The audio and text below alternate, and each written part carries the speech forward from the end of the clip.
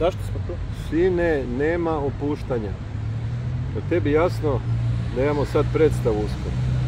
Ti po cijele dane samo lezi lebariš. Meni ti je još ljeto, kalendarski je još ljeto. Biće ti kalendarski, znači mora se početi raditi, treba platiti struju, plin, vodu, govna. Nemam.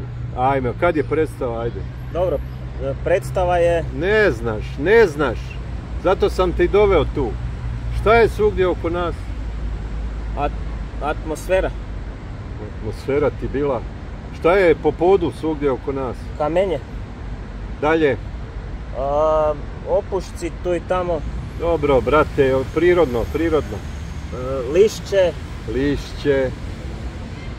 Kako ide ovca?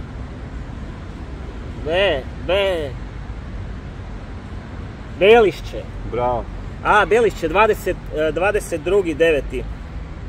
Smo u Belišću u Centru za kulturu Sigmund Romberg. Nije Sigmund Romberg, nego Sigmund Robel. Imaš ovaj naglasak? Ja? Da. Tako, dobro, ajde. Ko igra? Mi igramo.